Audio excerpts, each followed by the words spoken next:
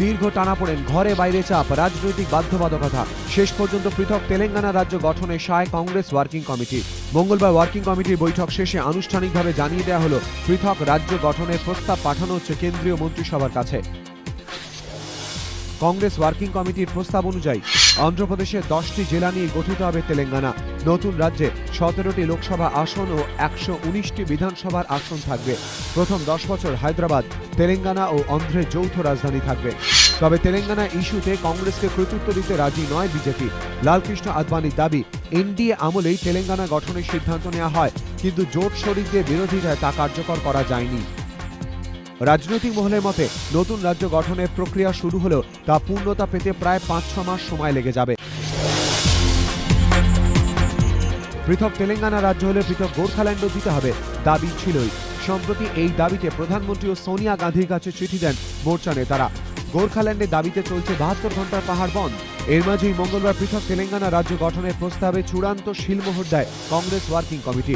আর তার সঙ্গে সঙ্গে জিটিএ প্রধানের পদ থেকে ইস্তফা দিলেন বিমল গুরুং। এরপরই পৃথক গোর্খাল্যান্ডের দাবিতে শনিবার থেকে অনির্দিষ্টকালে পাহাড় বন্ধের ডাকও দিল মোর্চা।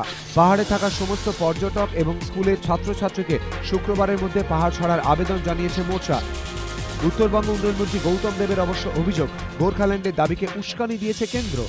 পাহাড়ে বর্তমান পরিস্থিতির জন্য বিরোধীরা অবশ্য রাজ্য সরকারকেই দায়ী করেছে। এদিকে মহাকরণ সূত্রে খবর, মোর্চার অনির্দিষ্টকালের বন্ধের ডাকে ক্ষুব্ধ মুখ্যমন্ত্রী। মোর্চা নেতৃত্ব নতুন করে আন্দোলনের ডাক দেওয়ার পরই মঙ্গলবার মহাকরণে উচ্চ পর্যায়ের বৈঠক করেন মুখ্যমন্ত্রী।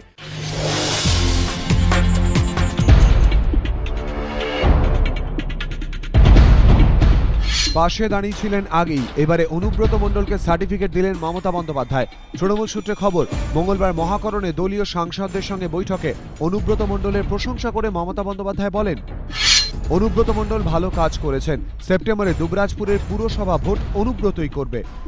বীরভূমে তৃণমূলের জেলা সভাপতির হুমকি ঘিরে পঞ্চায়েত ভোট চলাকালীনই তোলপাড় হয় গোটা রাজ্য।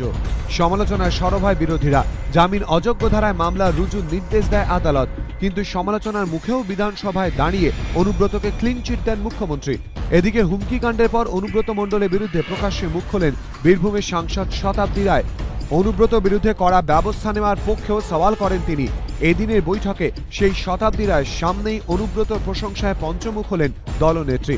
বুঝিয়ে দিলেন যে যাই বলুক তিনি অনুব্রতর পাশেই আছেন। অন্তত এমনটাই মনে করছে রাজনৈতিক মহল। বিধানসভা ভোটে বিপুল জয়ের পর সংঘর্ষ ঠেকাতে দলের নেতা কর্মীদের মমতা বন্দ্যোপাধ্যায় নির্দেশ দিয়েছিলেন এলাকায় এলাকায় রবীন্দ্রসঙ্গীত বাজানোর। এবারও পঞ্চায়েত ভোটে বিপুল জয়ের পর সংঘর্ষ ঠেকাতে দলীয় নেতা কর্মীদের কোনো প্ররোচনাতেই পা না দেওয়ার পরামর্শ দিলেন মমতা। মঙ্গলবার মহাকরণে দলীয় সাংসদদের নিয়ে বৈঠকে বসেন তিনি। কবির সুমন বাদ দিয়ে দলের 25 জন সাংসদ বৈঠকে উপস্থিত ছিলেন। নদিয়া, দক্ষিণ 24 পরগনার কিছু অংশে আশানুরূপ ফল করতে পারেনি তৃণমূল। এই সব জায়গায় কেন খারাপ ফলাফল হলো তা পর্যালোচনা করে দেখা হবে দলের অন্দরে, জানান মমতা। মালদা ও মুর্শিদাবাদে জেলা পরিষদ ত্রিশঙ্কু হয়েছে। সেখানে তৃণমূলের কৌশল কি হবে তা দলের শীর্ষ নেতৃত্ব ঠিক করবে বলেও জানিয়ে দিয়েছেন মমতা বন্দ্যোপাধ্যায়।